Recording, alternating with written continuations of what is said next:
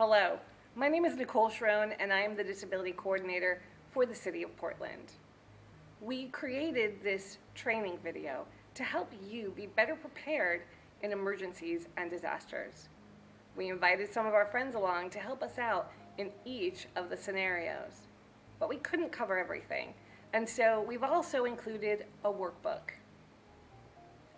I'll come back after each of the clips and we'll review the lessons that we learned in each of the scenarios.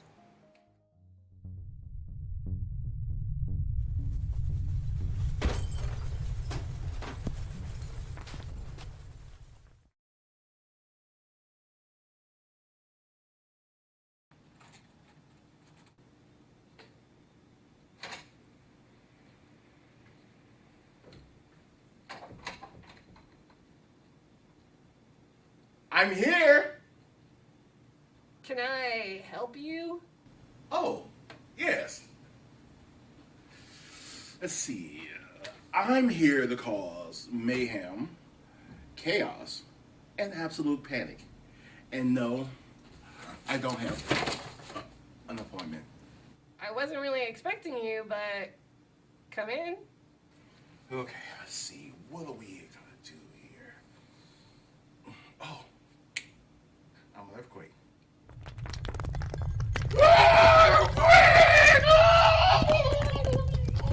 Oh, it's too much here. Whoa.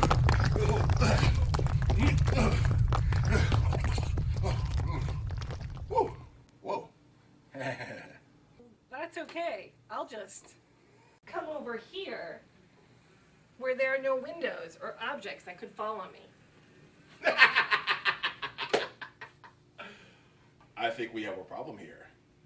What if I were to block the exit? Oh my God! She's stuck! Let me cut it down. No problem. No problem. You can't leave. I don't want to go anywhere for several hours. There could be aftershocks. And anyway, this building has been seismically retrofitted. Seismically what? Oh, she's here. Who's here? Come on. You're calm. You got a plan. So obvious. Oh, you mean preparedness. Hello, emergency. Yes. We were just talking about you the other day. Oh, my face. Yeah, I admit it. I was nervous about meeting you. But since I'm prepared, you're not as scary as I thought. Bet you didn't think about this. You're in a wheelchair. How are you gonna get out of here? Sure, I may be alone now, but I have people in my emergency support group who can help me. Emergency support what? Emergency support group. It's a group of people that Nicole's identified ahead of time to help out in case you show up. Yeah, I actually have a contact list here in my emergency kit with everyone's name and number. And I've actually already made a plan with one of my coworkers that knows I'm here in case. An emergency. What if your coworker can't get here? I've got this. Oh. Damn, girl, what are you doing? What she's doing is blowing her whistle in a repetitive pattern. First responders know to listen for that. All right, you got a whistle. But there's no electricity. And you have a power chair. Batteries are not going to last forever. I have this handy device that lets me charge my wheelchair batteries, plugging it into my car lighter. Oh, cool. Can you charge your phone with it? Uh-huh. How about a laptop? Sure. A microwave? No. No microwave? Well, then how you going to eat?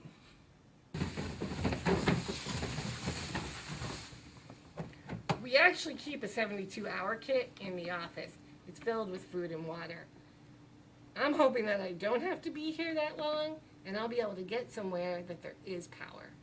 Well, don't you have a plan with the person from your emergency support group to meet in a designated area? I do. We've prearranged a spot. Sounds like you're prepared for this emergency. Oh, you're not so bad. No, he's not. Hey, how you doing? My work here is done. All right. Yeah, In this scenario, we learned about earthquake preparedness. Specifically, we learned about some of the obstacles and challenges someone who is both using a wheelchair and who is electrical dependent might have. Let's start our talk about the two themes that came up in this scenario and will come up in every scenario throughout the training video. The first one I want to talk about is an emergency support group. These are a group of people that you have contacted ahead of time to help you during the disaster. These can be family, friends, co-workers, caregivers, and even neighbors. I know it can feel intimidating asking people for help. And when a disaster strikes, people will need to take care of themselves and their family members. But people will also step up to help. So I think 5 to 6 people is a good number to have in your emergency support group. Keep a copy of the contact information of your support group in your computer, on your phone, on your refrigerator. And make sure to check back in with your group every 6 to 9 months, just because relevant information might have changed and you want to keep them as up to date about you and your disability as possible. The other important theme that came up was the emergency supply kit, or 72-hour kit. We've included a lot of information about this in your workbook. The thing that's important to remember, while food and water needs to be there, you also need the things that are unique to your disability. I think it's important to keep the kit where you are the most, which may not always be at home. Whenever possible, having multiple kits with backup durable medical equipment, medication, all of those things, it will help you be better prepared. I know that's not always affordable, just do the best that you can. So let's talk about some things that are more specific to an earthquake. Number one, you have to be in an area that's free of any glass or objects that could fall on you. I got myself into an alcove, but if you are able to, get under a desk. That's a great place to be. And do you remember what I didn't do? That's right, I didn't evacuate. And that's because of aftershocks. These can happen hours after an earthquake. Unless you can get outside into an open space that's free of buildings or trees, it's really best to stay where you are, unless of course you smell smoke or gas. So let's talk electrical power. This one's really important to me because I am very electrical dependent. And not just because of my wheelchair, but at home I use a CPAP. If you have a car, you can buy a special adapter that will allow you to charge things through the car battery. And my CPAP, well, you can buy a backup battery for those, and they're rechargeable and will last an additional 12 hours. You may need to just evacuate to a shelter that does have a generator. Or if the disaster is in one part of town, go stay at a hotel or with a friend who's in another part of town that hasn't been affected. So the last thing that I want to highlight is the whistle. And this is important not just for people with disabilities, but for non-disabled folks as well. Like Preparedness said, emergency responders are trained to listen for a repetitive sound during recovery. I'm not very strong, so that's why I carry the whistle. I keep it on my wallet. But if you're trapped without a whistle, the thing to remember is to grab something and bang on it really loudly, doing so in a repetitive motion. And that is what responders are going to listen for. Wow, that was a lot. Let's check out the next scenario and see what we learned.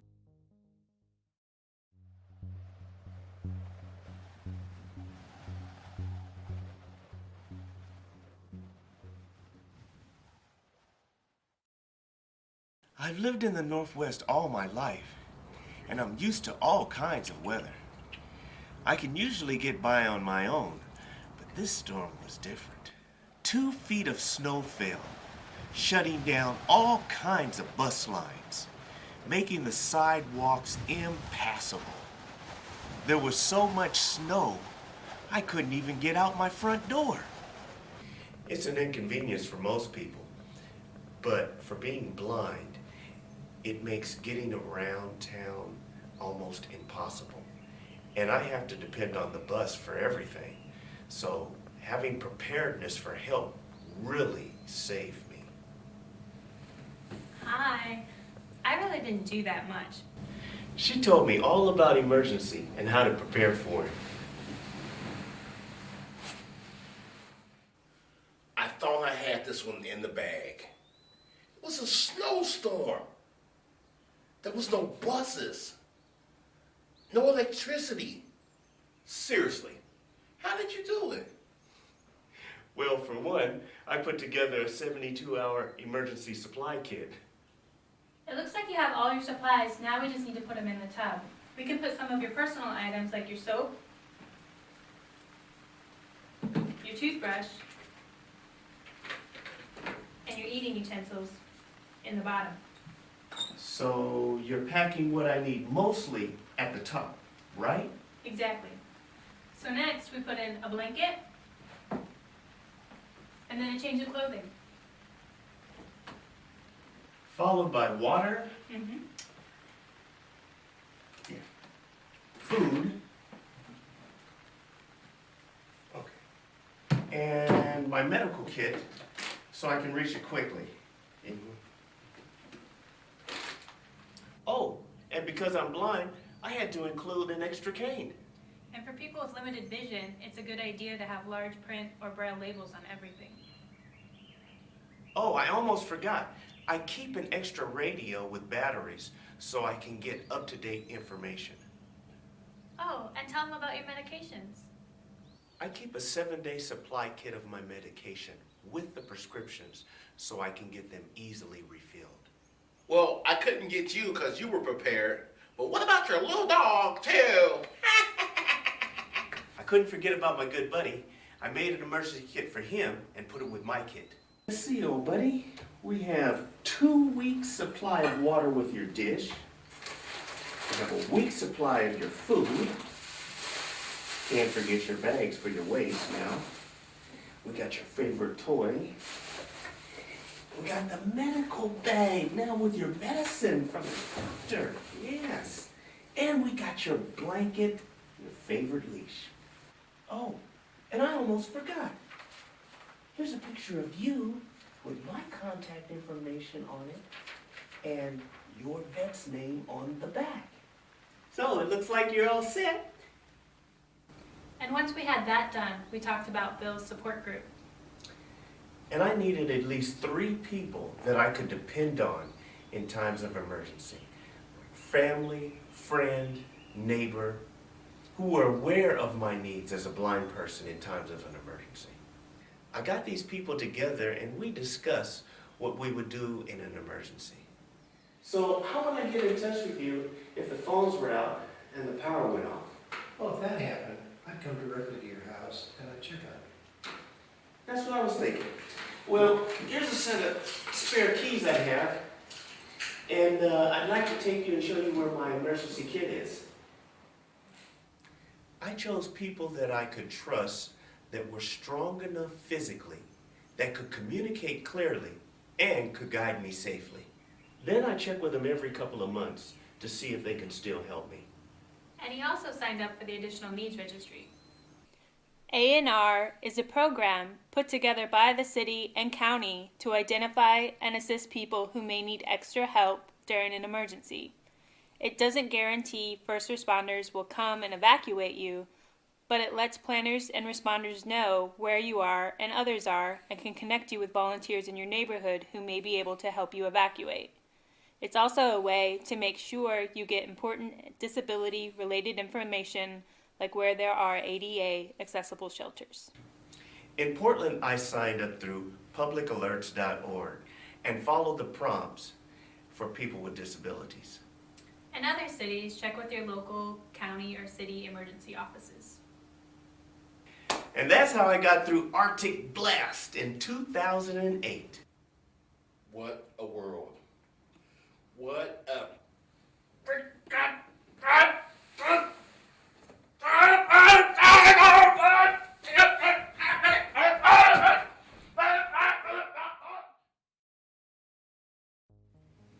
So let's talk about storms.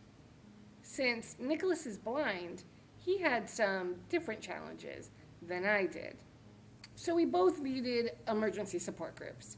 And Nicholas was really good about meeting with his beforehand, and he even gave them a set of extra keys so that they could come and help him out. We also both needed emergency supply kits, but we handled it a little differently. So there were two major things that Nicholas needed that I didn't. One were braille labels, so that he could read what each of the items were. And the other was that the items were put into the kit in a specific order to help him find them when he would go back to use the kit later. Labels or pictograms would also be good. This would work for people with low vision and also people with cognitive or developmental disabilities. So Nicholas also needed a kit for his dog. If you have a service animal or therapy animal that's going to be with you through an emergency situation, you're also going to need a kit for them. The other thing that Nicholas did was he signed up on the Additional Needs Registry. And I can tell you a lot about this program because I run it. The Additional Needs Registry works in two ways, both for large-scale disasters and for those little emergencies at home. For the larger scale disasters, the registry works to allow planners to get a good idea of where folks are in the community and what their needs are going to be. So for example, if we need to evacuate a large number of folks with mobility devices from a certain area of town, we will know that ahead of time and can plan accordingly. We are also able to connect NET team members or neighborhood emergency team members with the folks in their particular geographic area. And this lets us know that there are people, volunteer responders, that can evacuate folks and get them to shelters when first responders are busy with the main area of disaster. So for smaller scale emergencies, the registry works by putting folks into our 911 system. So when a 911 call comes in, say for a fire, firemen are alerted to specific information. For example, if someone in the house has traumatic brain injury and is nonverbal, the fireman would know this and would be able to act accordingly. You will find all the information you need to know about signing up in your workbook. On to scenario 3.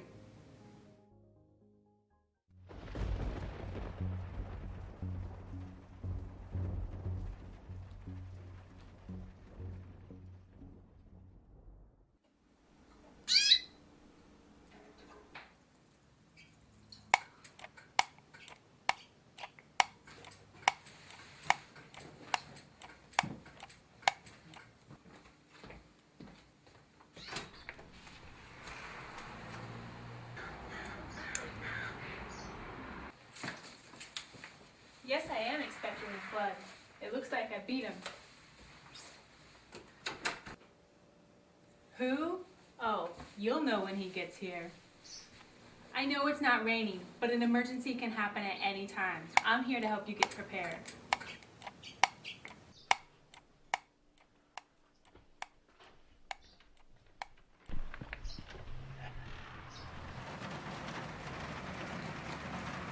It's over. It's raining. I'm coming in. Oh, a little late, aren't we? I don't think so. I don't think so. You just think you can come right in here I and can. just take it over. Because I Whatever, can. you just need to leave. Oh. What? The emergency's a flood, and he thinks he's all of that. Hey, wait a minute. I am all that. And a bag of chips. You're not scaring anybody. He's prepared.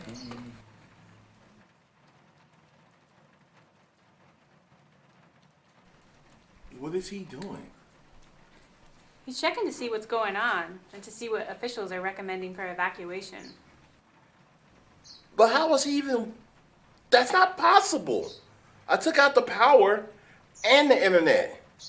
He's watching TV. Sam's looking at his battery-operated TV. He's deaf, and he can't hear a radio like other individuals. He's tuning in to emergency broadcasting, and he's looking for the ASL interpreter or reading the captioning at the bottom. Where's he going? I don't know. What'd you do? What did I do? Yeah, what did you do? I didn't do anything. You did something. Oh no, you're the one supposed to be doing everything. He Mr. just left. Oh, Preparedness, God. this, No, that, the yeah, other, you right? just always come in here, and you made him leave. There you go.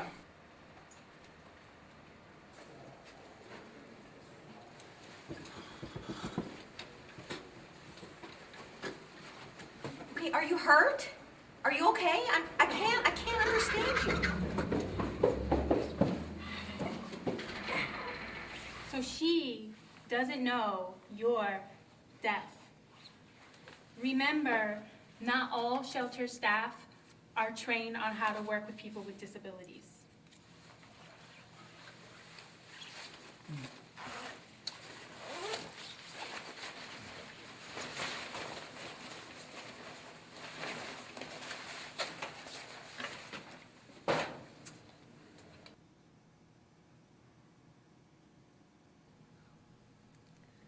Hi, Sam. Hello, I am Jane. But who are these two?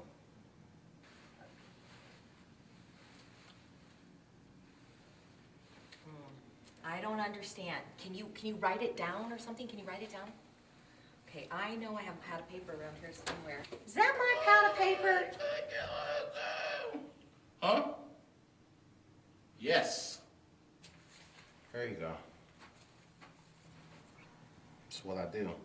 I mean, mayhem, destruction. Right. Isn't it fantastic? Yeah. How is this going to help us in a real emergency? It's not my problem. Not my problem. Sure. Hey, Sam. Oh, okay, emergency and preparedness, I see. Okay, you know what? Okay, I'm gonna see if I can get you an interpreter, okay? I'm gonna get an interpreter for ASL, okay? You're welcome.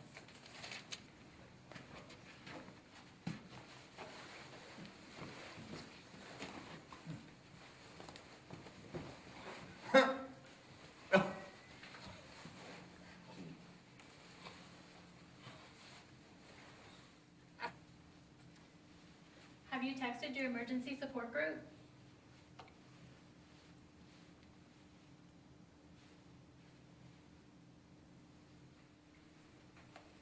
Okay, Sam, listen, we can't get you an interpreter for several hours. So what I'm gonna do is set you up on a cot, okay? Here.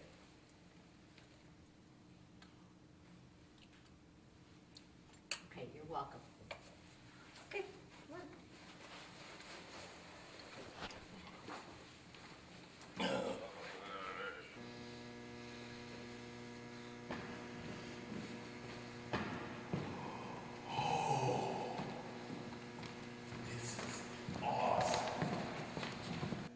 Okay, can I have everyone's attention? Just want to let you know that the mayor has declared a state of emergency. We will be expecting many more guests here at the shelter very soon, so please be prepared. Okay, now I just announced that. How is Sam going to know about announcements if we're doing everything over the intercom? Well, what we can do is post all the announcements in a central location and then let Sam know that you'll flash the lights whenever a new announcement is posted. This is good for people who are deaf and hard of hearing and then also people who do not speak English. Okay, excellent. Post a sign, flash the lights. That'll keep everyone informed. See, we're gonna be here all night so we can tell ghost stories, and I can tell you about the last thing I did, and then we can talk about other things that I did.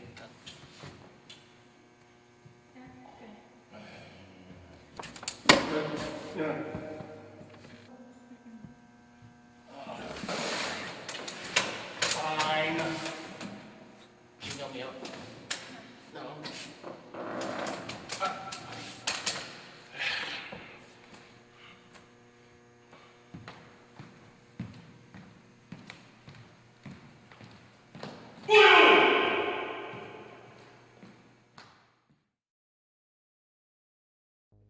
Not only does scenario 3 teach us tips for people who are deaf, it teaches us that not all the people that work in shelters are trained to work with people with disabilities. Don't get me wrong. When people are setting up shelters, especially Red Cross shelters, there are definitely policies in place that are there to ensure that the shelter is set up in accordance with the Americans with Disability Act.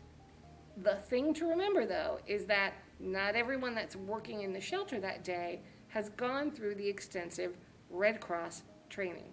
These folks are often volunteers, and they don't always know the policies and procedures that have been put in place to accommodate the people with disabilities. This is why it's important for people with disabilities to prepare ahead of time and to be their own advocates in situations like this. Sam was really prepared. He had a laminated card that said, "I am deaf and will need ASL interpretation." It's really important that before the disaster happens, you have either a card or some paper with detailed instructions on what you're going to need if the disaster happens. Hopefully, you won't be on your own, and someone from your support team will be with you. Sam did a great job with that. Let's talk about a couple other things that Sam did really well. Sam knew that he was power dependent in order to get information. Sam also had a support team, and while he couldn't contact them because the phone lines were down, he still made an effort to do so. Even though Sam was on his own, he did a great job navigating the emergency because he had prepared to let people know that he would need sign language interpretation. He also used written notes for communicating when sign language wasn't available. And this was important because as prepared as you can be, things are always going to come up. So remember to stay calm and just communicate your needs however you can to the people that are there to help. We've got one more scenario. Let's see if emergency finally gets the better of someone.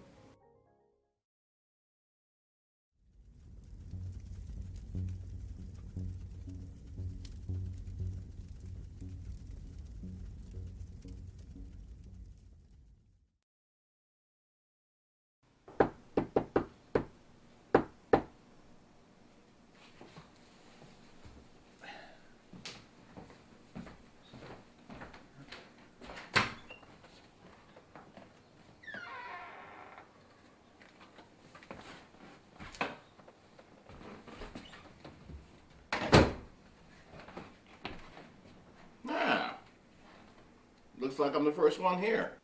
First? Who are you? Agent Orange, FBIA.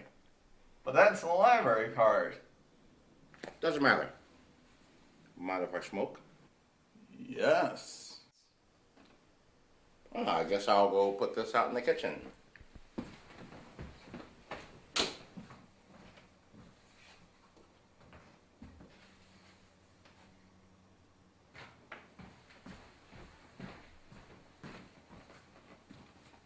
I thought you were going to put that out. Yeah, I guess I did say that. You got a bathroom? It's that way. Okay, thanks.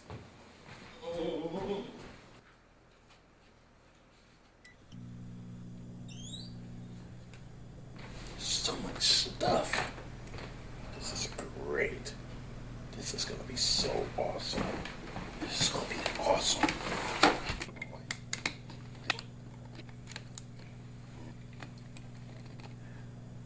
What are you doing? Huh?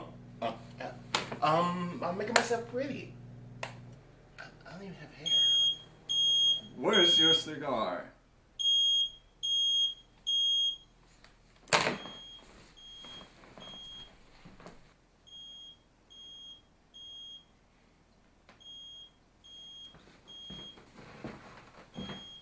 Oh man, you should really get some water.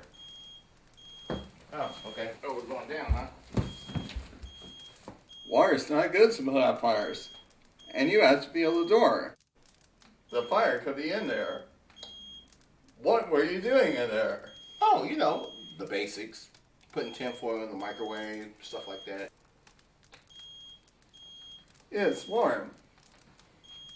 We should call 911 and leave.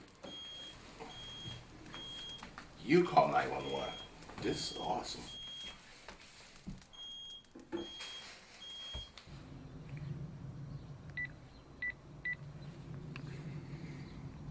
Hey, let's use this. No, I don't know how. And you shouldn't use it unless you know how. Yes, 911? My name is Chris Collins, and there is a fire at my house. Oh no, I'm too late. No, you're not. The fire department is on their way, and we got out safe and sound. So what about your little puppy? Oh, I'm allergic to fur. Reptile? Gerbil? Fish? I have a fish. Well, then don't you want to save your little fishy? Oh, no, no, no, no, no. No, it's not safe. You did great, Chris. Do you want to call your emergency contact?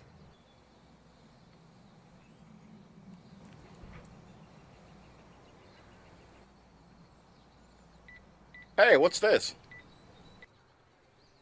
Oh, you mean this? It's my emergency bracelet. It's where I keep the name and contact info of my emergency support person, which is my mom.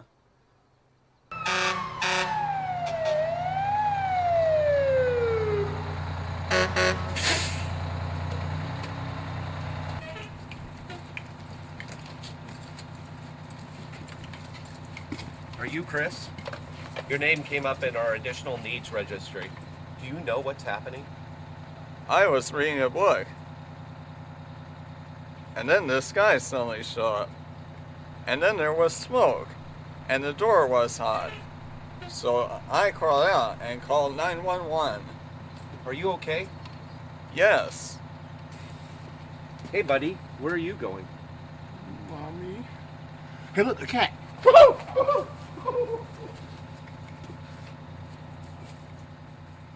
Let's go for a ride. Woohoo! While a fire isn't a disaster like an earthquake or a flood, it could happen to any of us any day, and it's one that everyone should be prepared for. Let's review some of the important things that we learned from Chris in this scenario. First and foremost, if you are in a situation where you both smell smoke and hear a fire alarm or a smoke detector is going off, you need to leave immediately and call 911. When you're evacuating, make sure to get as low to the ground as possible, feeling doors along the way and not opening any door that feels hot. If you can't get low to the ground, make sure to cover your mouth with something to prevent smoke inhalation. Don't try to put out the fire. Depending on what kind of fire it is, things like water could actually make it spread. And while fire extinguishers can be really helpful in putting out small fires, if you haven't been trained to use it, don't. Once you're outside, wait for the fire department to arrive. When they do, let them know if there's anyone else inside, if there's any pets inside, and where their location might be. Never go in after your pets. Fire spreads fast, and it is important that you stay safe. Chris had signed up on the additional needs registry, and because of that, the fireman knew with his disability, he may have some trouble understanding some of what's going on. Chris also had an emergency alert bracelet with important information about who to contact and what his disability was. It's important to have an emergency alert bracelet, especially if you have a disability that has communication issues or allergies that are life-threatening, say if you're unconscious. We hope that you've learned something. Remember, there's a lot of information out there, and this was just really a jumping off point. I want you to visit my website and feel free to call my office if you have any questions about the additional needs registry or anything that we talked about in the video. Please listen carefully.